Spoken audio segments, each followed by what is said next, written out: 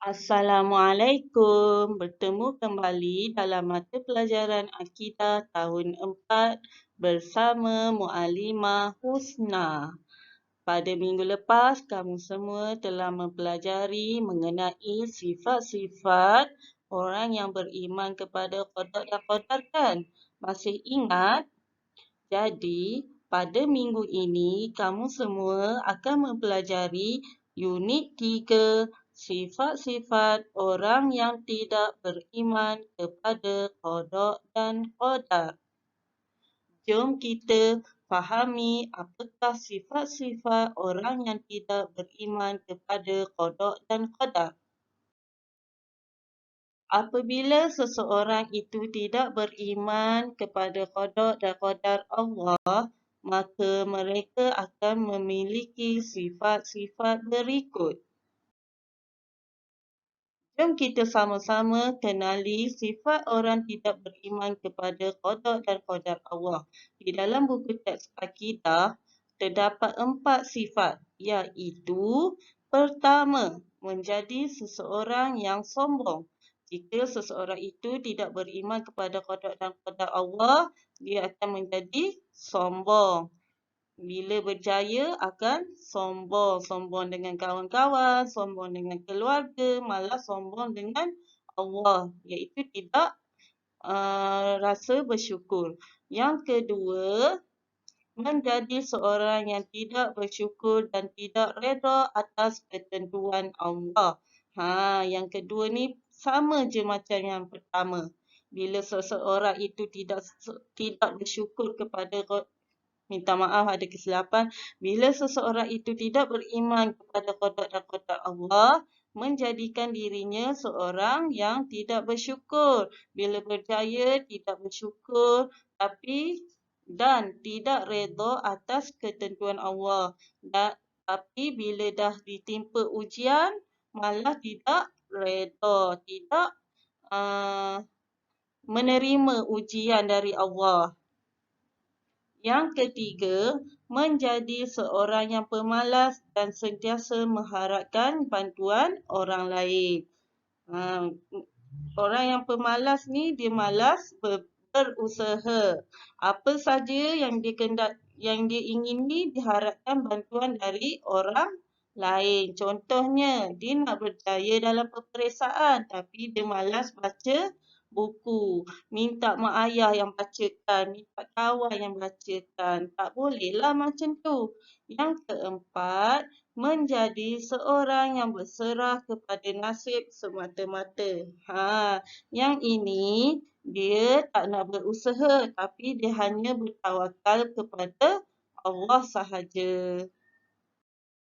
Telah faham pembelajaran pada hari ini? Muallimah harap kamu semua dapat memahami apakah sifat-sifat orang yang tidak beriman kepada qada dan qadar.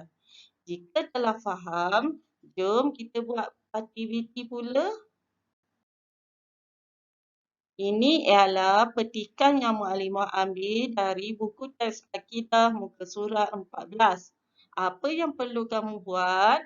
Kamu perlu menyediakan satu buku tulis akidah, kemudian salin nota ini di dalam buku tulis tersebut. Nak buat macam mana? Kamu boleh buat dalam bentuk peta, minda, ikut kreativiti kamu sendiri. Kemudian, kamu dikehendaki membuat latihan 4 muka surat 18 buku Asas Ulum Syar'iyah Akidah ataupun buku Akidah Safa. Cuba buka muka surat 18 dan buat latihan 4.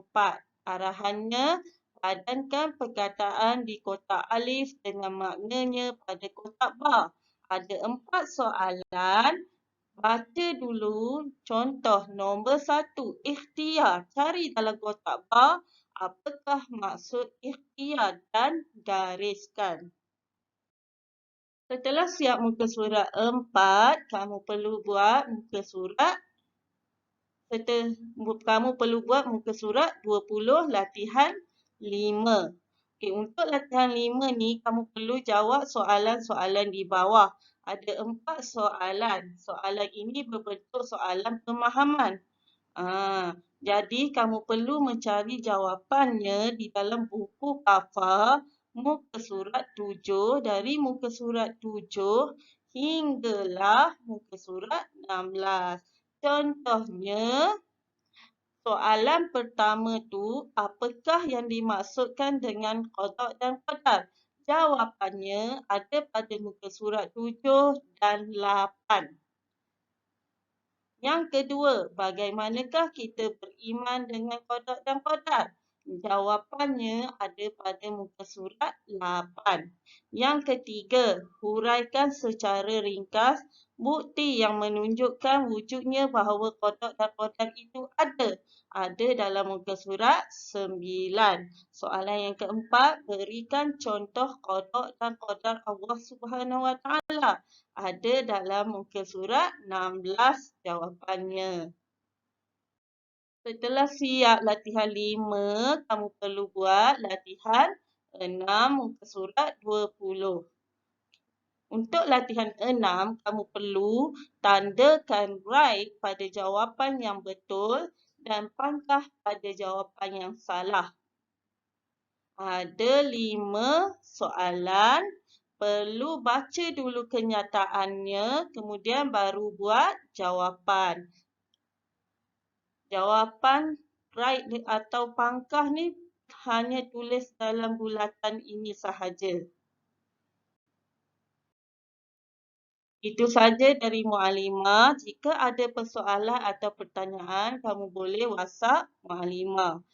Terima kasih semua. Assalamualaikum.